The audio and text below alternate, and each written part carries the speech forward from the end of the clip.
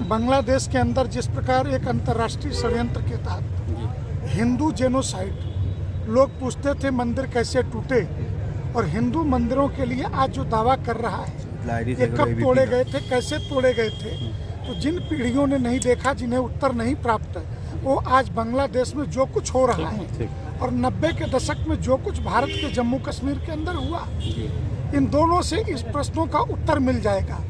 आगे की पीढ़ी हिंदू समाज की यह दंश न झेले, इसलिए इन विषयों का निपटारा अभी चाहिए।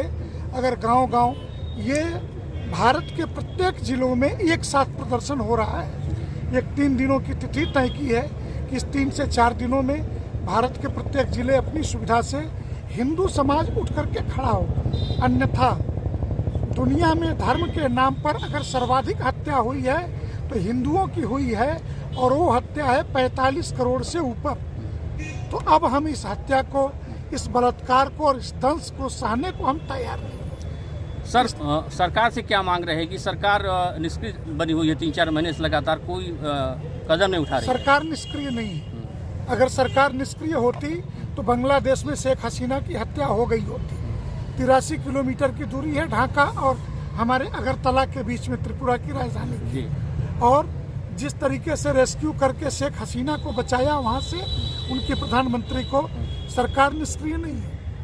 एक-एक चीजों पर, घटनाक्रम पे नजर रखे हुए, लेकिन कठोर कदम नहीं उठा रही ना। कठोर कदम उठाने के वक्त होते हैं। मैं पूछूं कि जब बांग्लादेश के अंदर जो पूर्वी पाकिस्तान था 1971 में, और जो कुछ हुआ उसके 6 महीने बाद सैन्य कार्रवाई हुई, उसका एकमेव कारण यह था कि जब श्रीमती इंदिरा गांधी जी ने कहा कि आप आक्रमण करिए, तो जनरल मानेकशॉ जो उस समय सेनाध्यक्ष थे, उन्होंने एक सवाल पूछा कि मैडम आप युद्ध जीतना चाहती हैं या लड़ना चाहती हैं? तो हमें युद्ध जीतना है, इसलिए सरकार के टाइमिंग पे हमें सवाल नहीं करना। हम सरकार के साथ कैसे कदम ताल करके इस देश का जनमत खड़ा है कि नरेंद्र मोदी जो भी निर्णय लेंगे उस निर्णय के पीछे हम खड़े हैं। इसलिए समय का चयन उनको करने दीजिए, लेकिन देश एकजुट होकर के बांग्लादेश ही नहीं, दुनिया के 129 देशों के हिंदुओं के साथ कैसे खड़ा होगा, ये हिंदुस्तान के हिंदुओं को दिखाना है। आज हिंदू जनमानस से क्या आह्वान करेंगे आप? आज आह्वान ये है कि ये जो कुछ हो रहा है इतिहास में भी घटित हुआ था, अगली पीढ़ी के सामने इतिहास न दोहराया जाए, इसलिए जाति, पंथ और संप्रदायों के भेद को तोड़ करके हिंदू समाज सड़कों पर उतरे और प्रतिरोध करे। सरकार से मांग कोई? सरकार से सीधी सी मांग है कि सरकार जो है बांग्लादेश में हस्तक्षेप करे, लेकिन हस्तक्षेप की टाइमिंग हम तय करने के पक्ष में नहीं है। सैन्य कार्रवाई भी करे। सैन्य कार्रवाई तो हस्तक्षेप का अर्थ क्या होता है जी? हस्तक्षेप कहते किसे हैं? सैन्य कार्रवाई शांति सेना की तरह से सेना उतरे वहाँ, बिना सेना के उतारे कोई विकल्प नहीं है।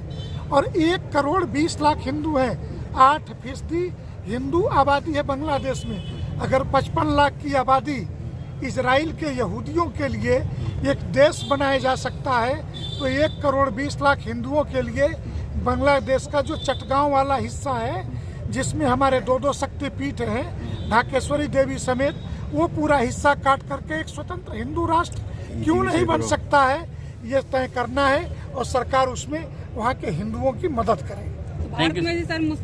उनको देश दिया जा चुका है, वो हिंदुओं के और हिंदुस्तान के रहमो करम पर जी रहे हैं।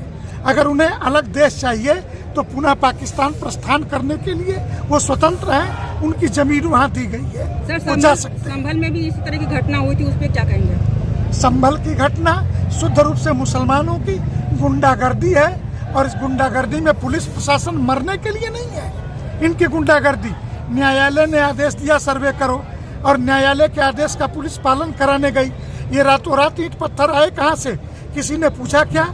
और ईंट पत्थर चलाने वाले को जिन राजनीतिक दलों ने प्रश्रय देके 5-5 लाख रुपए दे रहे, उन गुंडों से पूछा जाना चाहिए कि वो राजनीतिक दल चला रहे हैं या गुंडों का समूह चला रहे हैं।